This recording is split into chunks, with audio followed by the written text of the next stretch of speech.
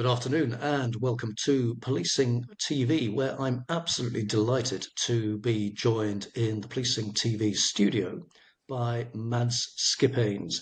Now, Mads is a current police chief inspector in Norway, a former visiting researcher at the University of Queensland in Brisbane, Australia, and also undertaking PhD research, about which we're going to speak for NTNU. Now, at that point, Mads, I'm not going to try to pronounce in Norwegian what the acronym NTNU stands for. Can I pass it over to you to provide us with that in Norwegian? Yes, of course you can. So that will be the Norwegian University of Science and Technology. And you're right. I am a part-time PhD candidate at the Norwegian University of Science and Technology. So we're going to speak about your research that has just been accepted for publication by Oxford University Press in one of their publications. Tell us, please, which the publication is and the subject of your research. Yeah, sure.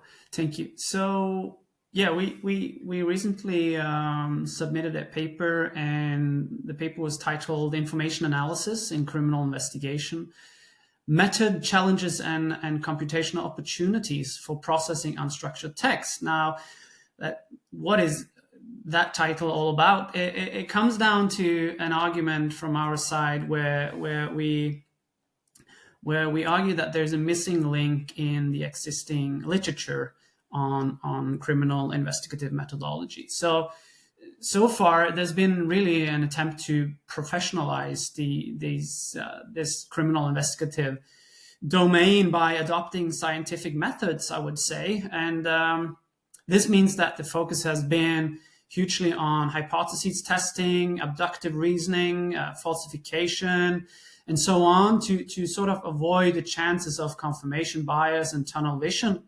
And it's been really important work. And actually, at least for within Norwegian context, it has a reframed educational program. And however, though, we argue that these concepts are on a meta level and sort of lacks a tangible method for information analysis in criminal investigations.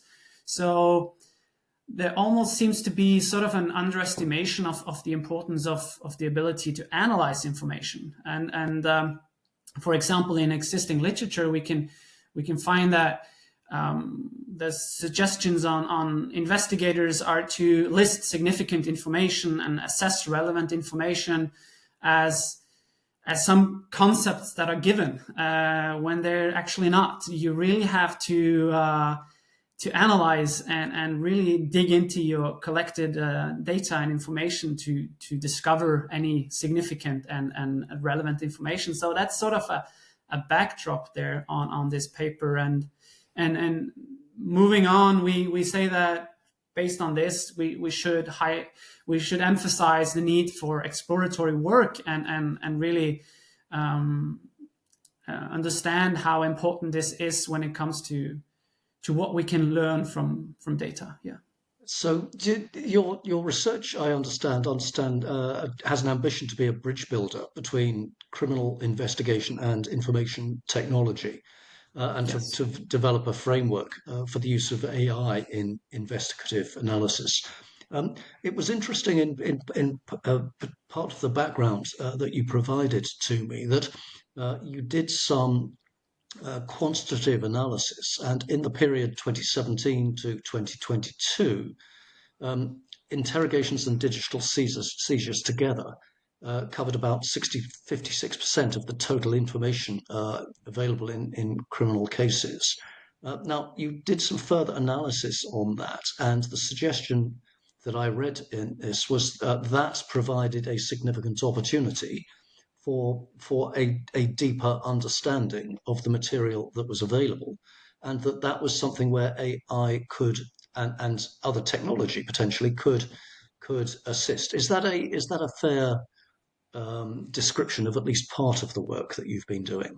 Yes, definitely. So what I started by explaining and telling you about was sort of uh, the background framework of this. So to move on, as you say, we did analyze above 700,000 investigative tasks to sort of try to get an understanding of what are we really working with, what are the data sources. And as you said, interviews and digital forensics are the two main categories, and sums up to about 56% of all actions performed. So from that, we can say that we have to handle a lot of unstructured data, right? Police reports. And this is where we try to map to computational methods, or you can say artificial intelligent systems, when we analyze this sort of data. So we've been looking at different methods, and we have,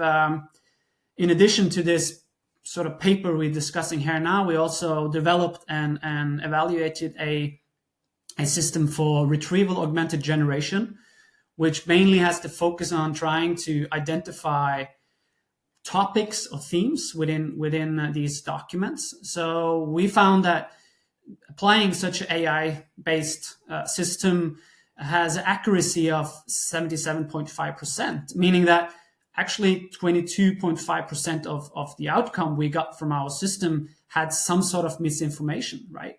And this is still a challenge. So it's not just to apply any AI solutions here, but what we can do is to learn now and to continue to move forward and find ways where potentially investigators can, if they were to apply such a system, have some way of validating the output here, right?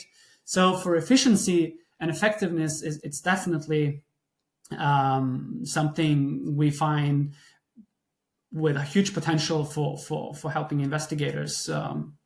Yeah. So now I'm not sure where you conducted the research, where you draw the research data from.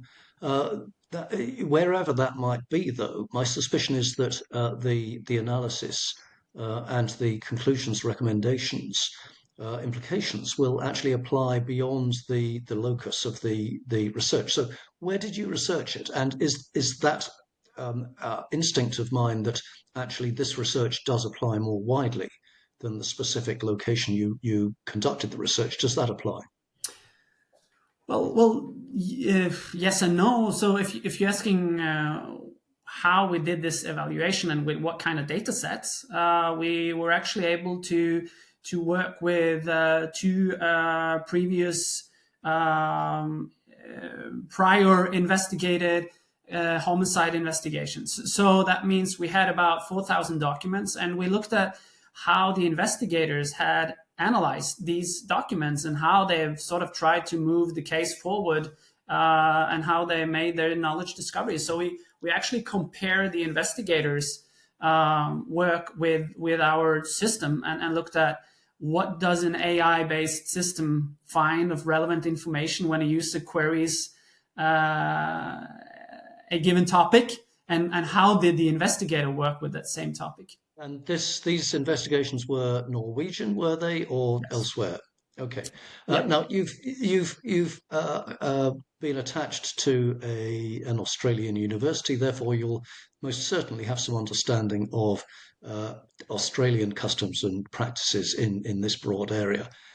Based on your international experience, do you expect that the conclusions, the findings, the conclusions are likely to have some relevance outside of Norway? Oh, definitely. I think so. One very specific challenge for Norwegian language is that these existing AI models are trained on a very, let's say,